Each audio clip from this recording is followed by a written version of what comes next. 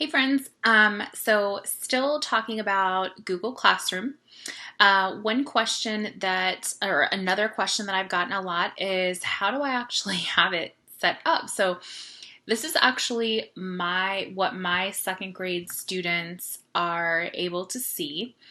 Probably the most helpful thing to do is to create topics. And the way that I've chosen to do that is to create a topic for each of the subjects that I teach.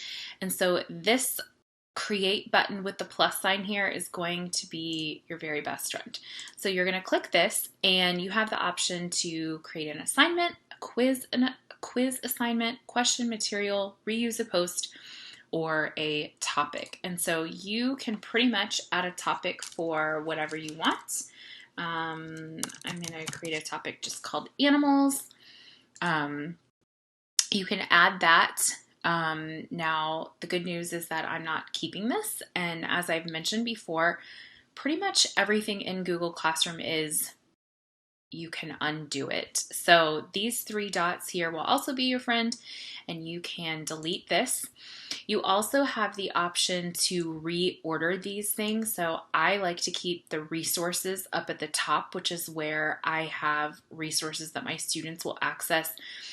These are specific resources outside of our Google Classroom. That's how I have these organized. So you can click on a topic and you'll see just those topics. I'm going to go back down here and I'm going to find that animal one and I'm going to delete it because my students don't meet that.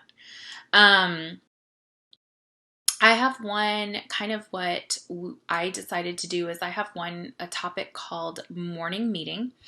And within that morning meeting, students will have a question each day. And this is how I'm taking attendance. We were told that we do need to take attendance. And so the easiest thing that I could have my students do is to simply answer a question each day. It could be academic. For our first week, I chose to keep them not academic. Right now, everything is saved as a draft, I'm going to show you how you can do that. And then here are our daily checklists, which is simply, I just attached a Google Doc that has everything that they need on it. I shared that template on Instagram a few days ago, and it's still available. It's in my highlights. And so also we have, here's a spelling test that one of my co-teachers created. It's drafted and it's ready to go here. Okay, so let's talk about how we can actually create things. And so I'm going to get out of what my students have.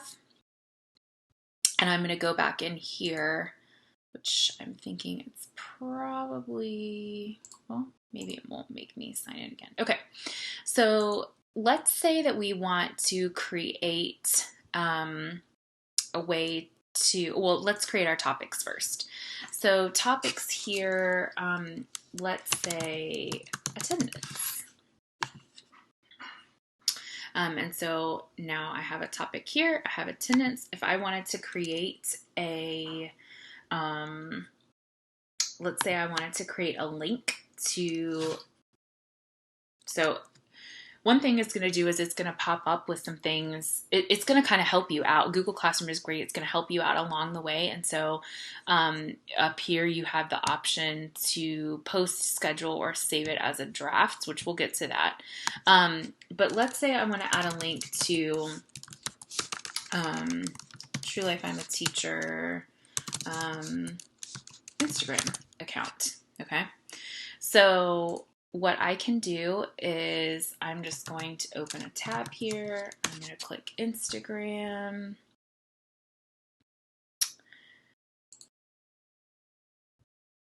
I'm going to copy this link. And I'm actually, so one option is to add it as a link here. Another option, if you want a preview to become available, you're going to choose the add link, and it will actually create this little box with a preview. I really, really like this. I think it's great for students. Now, again, I have the option to either post this now, or I can schedule it for a specific date that I want this to go live. You even have a time option. Or you can simply save it as a draft. I'm going to save this as a draft for now. And then that way I can show you how you can publish it. So you'll be able to see just by clicking on this bar here, you'll be able to see what it looks like. If you want to edit it, you're going to edit material. You can add additional links to this. So you can add another link and it will just populate along with it, which I think is a nice feature. You can assign this a specific topic. So, and I'm going to go back and kind of show you, you can always add things. So if you forget that you want to add a topic, you go back, you add a topic later, and you're able to drag and drop things into specific topics, or you come back in here just like we did. You can edit it. I can even create a topic here. I'm going to call this social media. Okay. And I'm going to go ahead and post it. And so this is now right here in social media. Again, if I want attendance to be first, I can just reorder these things. Let's say that maybe I want True Life I'm a Teacher blog.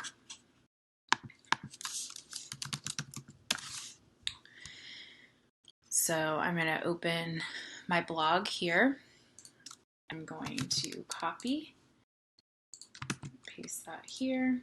I'm going to add the link so that it generates that preview. If I don't assign a topic, and let's say I post it, it's going to always populate here at the top.